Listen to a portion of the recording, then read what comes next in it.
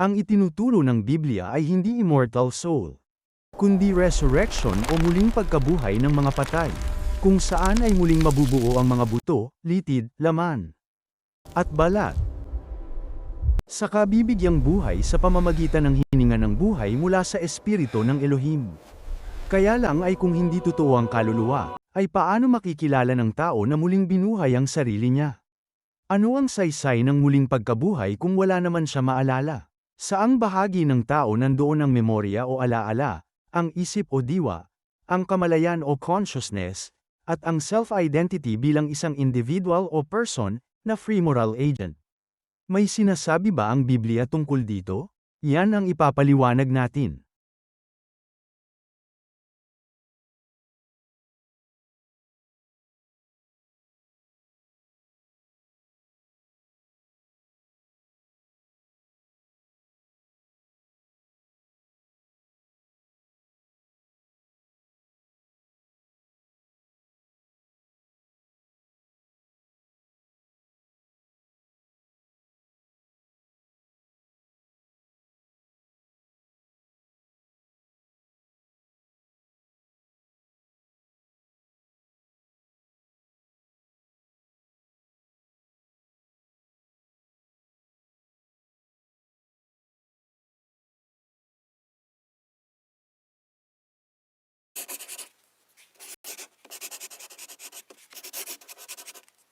Ang main cause ng kalituhan tungkol dito ay ang hindi direkta na paliwanag tungkol sa kaluluwa. Kaya ang iba ay gumawa ng sarili nilang haka-haka, kuro-kuro, guni-guni, paniniwala, at katuroan. Dahilan kaya nagkaroon ng ancestor worship at necromancy, mga bagay na ipinagbabawal ng Elohim. May sagot at paliwanag na makukuha sa Biblia. Ang naging problema lang ay ang unang mga Bible teachers at preachers ay napaghalo-halo ang nephesh, neshama, kaya, at ruach. Ang soul, breath, life, at spirit. Nahaluan pa ng Gentile concepts na suki ng mga Greeks, anima ng mga Latin, at soul ng mga English. Kaya naging magulo. Ano ang sinasabi sa Biblia?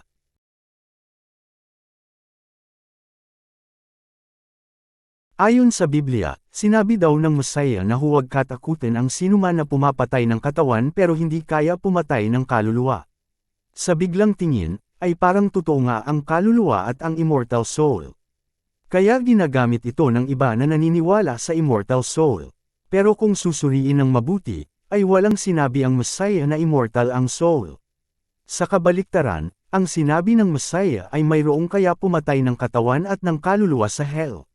Malinaw na hindi immortal ang soul. Paglilinaw na rin, ang isinalin sa English na hell, ay ang Greek word na Gehenna. Ito ay ang tinatawag na Valley of Hinnom sa Israel kung saan ay sinusunog ang mga basura noong araw. Ito ay isang metaphor lamang na paglalarawan ng Messiah sa pwedeng gawin ng Elohim sa tao sa takdang panahon. Hindi ito literal. Isa pa, ang paggamit ng salitang suki o kaluluwa sa talatang ito, ay isang paraan lamang ng pagsasalita upang maunawaan ng audience at readers ang sinasabi, dahil gaya ng nabanggit na natin, ay very common na ang concept ng soul bago pa ipanganak ang Messiah. Ganun pa man, ay mayroon talagang pangangailangan ng isang kagaya ng concept ng kaluluwa. Kung ang soul ay hindi tama na salita, ay ano ang dapat na itawag? Ano ang sinasabi ng Biblia?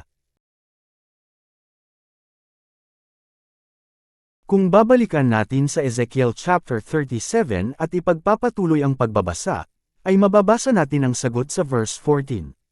Ang sabi diyan ay ilalagay daw ang spirit niya sa mga binuhay na tao. Kung babalikan sa verses 5-6 ay breath ang sinasabi na ilalagay sa muling binuo na katawan ng mga taong namatay. Malinaw na ang breath na ito ay ang spirit na nagmumula sa Elohim. Balikan natin sa Hebrew Scriptures ang mga pagkakasulat upang mas maunawaan natin. Hindi ito ordinaryong hininga o hangin lang. Ito ang Neshama Koyim o breath of life na ibinigay sa unang Adam upang mabuhay bilang Nefesh Kaya o living soul. Ayon sa kasulatan ni Job, ito ay ang spirit na nagmula sa Elohim. Ang kasulatan ng mga ngaral ay may sinasabi din. Dito ay mapapansin na ang neshama at ruach ay pinag-isa na lang at isinalin bilang spirit. Ang Hebrew word na isinalin bilang spirit ay ang ruach. Ang ibig sabihin nito ay breath. Ang iba pang kahulugan nito ay life, wind, at mind. Depende po kung saan at paano ginamit. Sa pagkakagamit sa talatang ito, ang kahulugan nito ay breath of life. Pero ang tanong pa rin ay nasaan ang diwan ng tao sa mga sangkap na ito. Gaya ng natalakay natin, ay wala ito sa buto, sa laman, sa balat, at wala sa utak. Dahil ang mga ito ay nabubulok at nasisira. Sa dami ng nagtangka na pag-aralan at ipaliwanag ang mind ay lahat na bigo. Kaya ang French mathematician and philosopher na si René Descartes ay nasabi na lamang ang katagang, cogito ergo sum, na ang ibig sabihin ay, I think, therefore I am. Sa dami ng pag-aaral at pagtatalo tungkol sa mind sa mga nagdaang panahon, ay tinawag itong Ghost in the Machine ni Gilbert Ryle sa kanyang aklat na The Concept of Mind, upang bigyang diin ang mga paniniwala na ang mind ay hindi bahagi ng katawan o ng utak.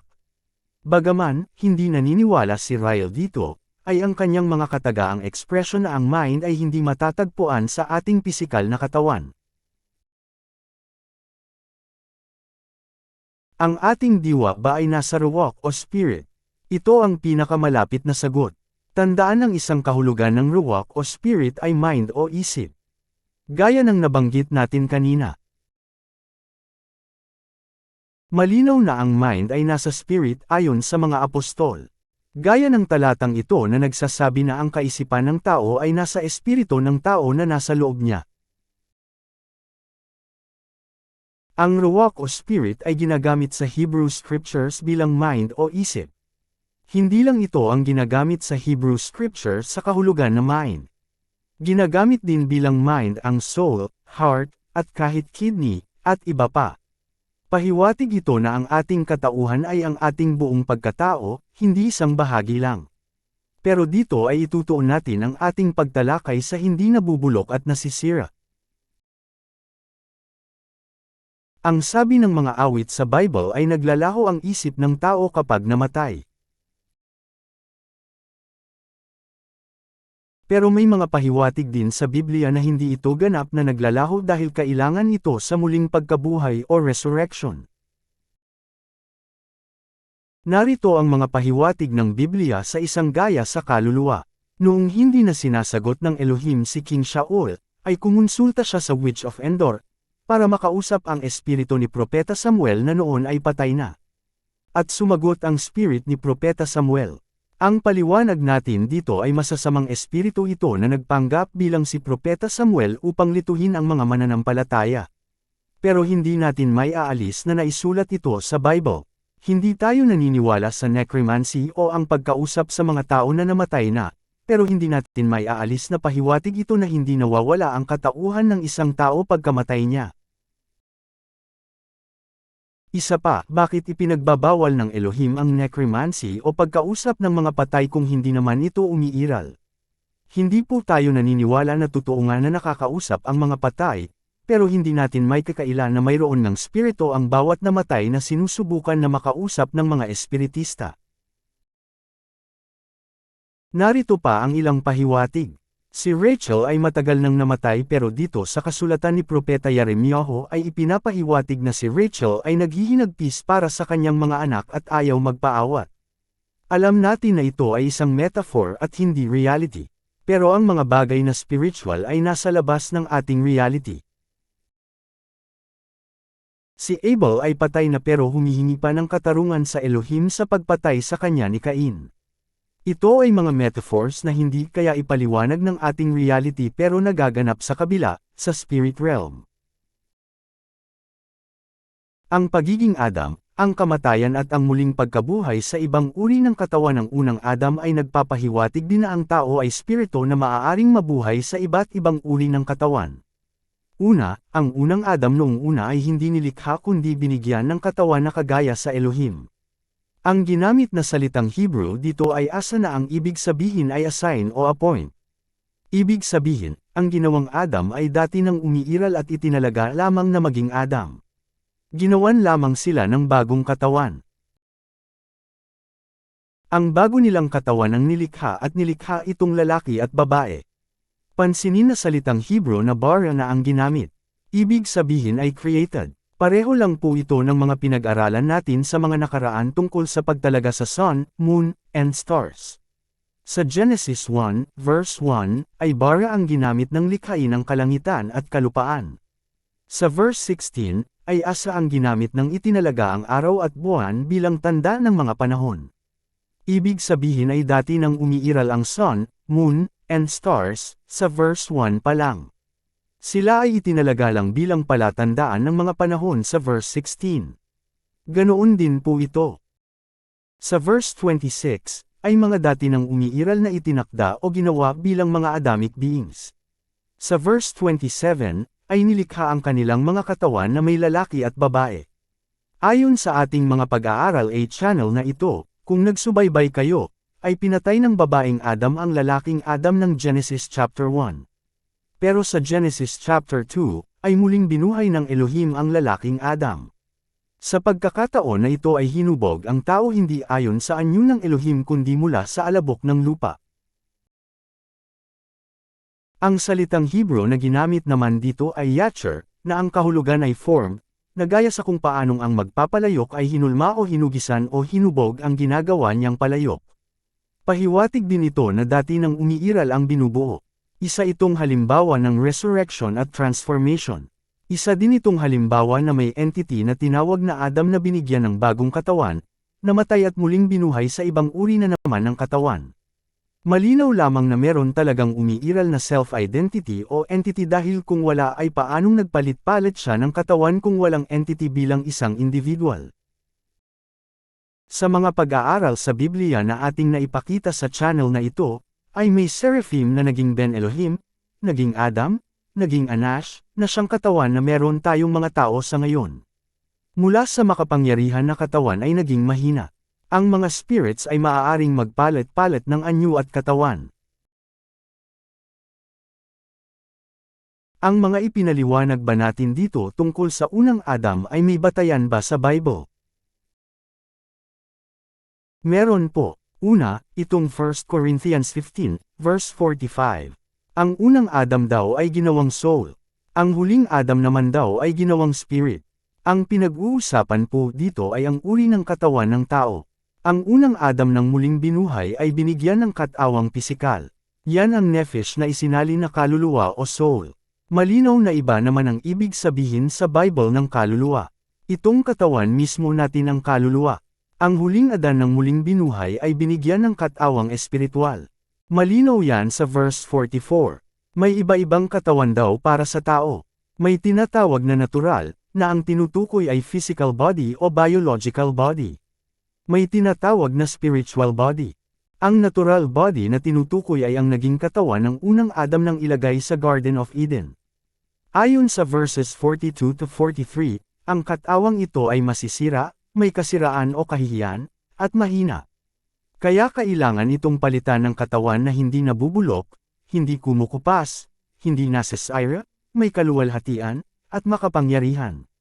Pero paano naman ang ating self-identity, consciousness, conscience, at memories? Ang pinakamalapit na biblical subject sa inaasahan nating kaluluwa ay ang mind o spirit. Pero ito ay hindi hiwalay sa katawan. Kapag walang katawan ay hindi ito gumagana. Gagana lamang ito kung may katawan. Gaya ng katawan ng unang Adam at ng huling Adam. Ang katawan ng huling Adam ang tumpak sa inaakala ng iba na immortal soul na may kamalayan at isipan. Ito yung pwedeng magpunta kahit saan, magpakita kahit kanino, at makipag-usap sa mga tao. Pero yan ay sa muling pagbabalik pa ng Messiah at sa wakas ng panahon, natin makukuha. Wala pang meron yan sa ngayon, maliban sa Messiah. Sa ngayon ay ituon natin ang paksa natin hindi sa spirit na katawan kundi sa spirit na nasa loob ng ating pisikal na katawan sa kasalukuyan. Mayroon pong spirit na nasa loob natin. Ganito ang sabi sa Bible. Nakita nyo na po, may espiritu po sa kalooban natin. Hindi po soul o kaluluwa ang nasa loob natin. Ang isinalin na soul o kaluluwa ay ang Hebrew word na nephesh. Ang nephesh ay ang katawan na meron tayo ngayon. Ang sinasabi na spirit in man ay ang ruach at neshama. May mababasa din sa Bible na inward parts. Sa ibang translation ay innermost being. Pero sa Hebrew ito ay tokhat na ang ibig sabihin ay kidneys. Kilya naman sa ibang talata pero kidney pa rin ang literal na ibig sabihin. Narito pa ang ibang talata. Ang wisdom daw ay inilagay sa inward parts. Ang inward parts na tinutukoy dyan ay ang tokhat o kidney sa Hebrew pa rin. Ang sekwi ay mind o diwa ang ibig sabihin. Isinalin din na heart or inward parts sa ibang translations. Kereb naman sa ibang talata ang inward parts na ang literal translation talaga ay middle part, kung saan ay ilalagay ang Torah. Sa leb o heart naman isusulat ang Torah. Sa figurative na kahulugan ito ay mind o diwa. Magtataka siguro kayo kung bakit internal organs ang ginagamit na figure of speech para sa mind. Gaya ng kidney, halimbawa, natuklasan sa science na ang kidney ay malaki ang ugnayan sa brain. Una, ang kidney ay may kakayahan na ma-influence ang brain. Pangalawa, malaki ang ginagampanan ng kidney sa pakikipagtulungan sa brain upang maging maayos ang kalusugan ng ating katawan. Pangatlo, gaya ng brain, ang kidney ay may memories at nag-apa-process ng information. Kaya tinatawag itong secondary brain ngayon. Ilang libong taon ang sinasabi ng Biblia pero ngayong panahon lang nalaman ng science. Kaya hindi lang pala figurative mind ang kidney kundi isa sa mga literal na mind natin. Sa ibang bansa ang pinagbabatayan ng last life signal ay hindi ang heart kundi ang kidneys. Hanggang gumagana pa ang kidney ay may pag-asa pa mabuhay ang tao kahit na tumigil na ang pagtibok ng puso. Ang heart o puso naman ay ginagamit din sa Bible bilang mind. Gaya ng verse na ito na sinasabi na ang puso ang gumagawa ng plano at paraan. Kaya ang Elohim ay sa puso tumitingin. Dahil ito ay naglalaman ng mind o isipan at feelings o damdamin. At ayon sa mga apostol ay ang hidden man ay nasa puso ng tao. Pero hindi po limitado ito sa pisikal na puso. Dahil ang puso na tinutukoy dito ay incorruptible o hindi nasisira. Hindi talaga ito masisira dahil hindi naman ito pisikal. Pero hindi ibig sabihin na ito ay immortal dahil hindi naman po buhay ang pinag-uusapan dito. Ang pinag-uusapan dito ay existence. Ang isinali na incorruptible ay ang Greek word na aphtharto, ibig sabihin ay hindi nabubulok na gaya ng mga pisikal na bagay. Mas bagay itong isalin na imperishable, gaya ng karamihan ng modern translations. Ang iba pa ay ang gut, o ang ating stomach o digestive system. Sa talatang ito nilahat na lahat ng internal organs ng tao. Napakahalaga po ng ating tiyan. Hindi lang po ito tungkol sa pagkain. Bukod sa 70% ng ating immune system ay nasa gut, ito rin ay itinuturing ng second brain noong araw pa. Ito ay dahil may sariling network ng neurons ang digestive system. Meron itong kakayahan na paganahin ang sarili o digestion process na hindi umaasa sa brain. May sarili itong isip. Kaya nga may lumang kataga na gut feeling. Na akala natin noon ay expression lang, pero ngayon ay may scientific basis na. Ngayon ay mauunawaan nyo na, kung bakit internal organs ang ginagamit ng Bible para sa functions ng mind. Hindi lang ang brain ang gumagana para sa mind natin. Nagkataon lang na ang mata natin ay malapit sa brain kaya akala natin ay nasa brain ang isip. Gaya ng isa pang expression na at the back of my mind. Pero bukod sa brain, ay ginagamit din ang ibang parts gaya ng kidney na madalas gamitin sa Hebrew scriptures, at ang gut o digestive system, at heart na pinakapopular na alam ng tao, dahil nagkataon na ito ay kumakabog depende sa emotion at reaction. Makikita ninyo na ginagamit bilang metaphor ng isipan o mind ang kidney, heart, at mga internal organs upang ipahiwatig na ang ating anyo ay hindi sa panlabas lang o kundi maging sa kalooban. Hindi limitado sa utak o brain lang ang ating isip o diwa, kundi sa bawat bahagi ng ating katawan. Patunay ito na hindi ilang bahagi ng ating katawan ang ating pagkatao kundi ang bawat bahagi ng ating kabuuan. Pero ang mga organs na ito ay kalahati lamang ng ating mind at isipan. Dahil ito ay mga pisikal na mabubulok din kapag ang tao ay namatay na. Meron pa tayong katauhan sa loob ng ating pisikal na katawan. Tinawag ito na inner man ng mga apostol.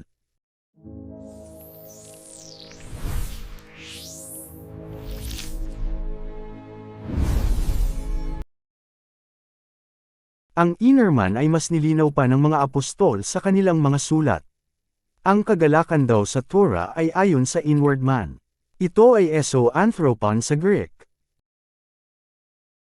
Ganoon din sa ibang talata. Ang spirit ay nasa inner man. Mababasa din sa Biblia na ang outward man, o exo-anthropos sa Greek, ay kumukupas, pero ang inner man ay panibago sa bawat araw.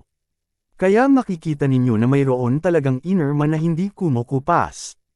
Tuldok. Pero linawin lang po natin.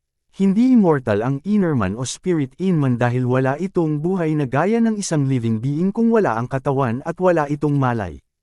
Ang usapin tungkol sa immortal at mortal ay para sa mga living being lamang. Hindi po ito nababagay na pag-usapan o iukol sa inner man. Ang inner man ay ang power na nagbubukod sa bawat tao. Pero ito ay bahagi ng buong pagkatao ng bawat tao. Hindi ito hiwalay na buhay. Ito mismo ang ating buhay. Kung keen-observer po kayo, ay mauunawaan ninyo, na ang ating buhay ay pagsasama ng maraming bagay, may buhay at walang buhay. Ang ating katawan ay binubuo ng atoms, molecules, carbon, amino acids, protein, chemicals, minerals, cells, tissues, organs, at maging ng mga bakterya at iba pang microbes. Hindi tayo nag-iisa sa katawang ito. Tayo ay pagsasama-sama ng maraming buhay, pero bilang iisang entity at hindi maraming entities. Sa oras na humiwalay ang vital parts natin ay mawawala na ito ng buhay. Ganoon din po ang inner man. Sa puntong ito ay mapagdudugtong-dugtong na natin ang mga katibayan mula sa Biblia, upang mabuo natin ang puzzle tungkol sa bahagi ng tao na hindi pisikal. Ang tinatawag ng mga apostol na inner man ay ang tinatawag na spirit in man ng mga patriarka at propeta. Ang inner man ay parehong pisikal at espiritual. Ang ating physical na internal organs ay gumagana na parang may isip, gaya ng brain, heart, kidney, at stomach. Pero hindi pwede na dito lang nakasalalay ang ating isipan at diwa. Kaya may spiritual inner man, kung saan nandoon ang ating memory at self-identity. Ito ang spirit na nagmula sa Elohim at nagbigay buhay sa ating lupang katawan. Ito ang spirit na babalik sa langit sa Elohim sa sandali ng kamatayan. Ito din ang spirit na kailangan upang muling bumangon ang mga namatay. At ito din ang kailangan upang magkaroon tayo ng glorified body na incorruptible, immortal, at powerful. Mayroon ruwak o spirit ang tao. Ito ang tinutukoy ng mga apostol na inner man. Ito ang aral ng Biblia. Hindi immortal soul. At kung meron mang kaluluwa ay ito dapat ang tinawag na kaluluwa. Hindi ang nephesh. Kaya ang maling akala at paniniwala sa mundo ngayon tungkol sa soul ay bunga ng wrong translations ng mga bias na translators noong unang panahon ng Christian religion. Muli ang tao ay may espiritu. Ang spirito na ito hindi mabubuhay na may kamalayan kung walang katawan. Ito ay pwedeng gamitin sa iba't ibang katawan, sa kalooban ng Elohim. Pwedeng katawan na gaya sa mga Ben Elohim. Pwede ang katawang mahina ng Anashim. Mas lalong pwede ang katawan ng mga Adamic beings. At ang inaasam at inaasahan ng lahat, ang katawang maluwalhati na katulad ng sa Messiah, ang immortal body. Kaya mga kababayan at kapatid, huwag ng pagpaloko at huwag ng malito. Ang isinalin na kaluluwa sa Biblia ay hindi ang spirit ng inner man. Pero mayroong spiritual inner man na hindi mapaparam dahil hindi naman ito physical at tangible. Subalit kung walang katawan ay hindi ito gagana. Kaya walang multo. Ang spiritual inner man ang sagot at kailangan upang maibalik sa tao ang kanyang kamalayan, memorya, pagkakakilala sa sarili, at isipan, sa kahit anong katawan na nararapat sa tao. Ang spirit na ito ang kailangan upang tayo ay makaugnay sa spirit ng Elohim. At maging kaysa ng Elohim. Nawa ay nakatulong ang channel na ito sa inyong lahat. Abangan ang mga susunod pa nating mga videos tungkol dito sa hinaharap. Shalom!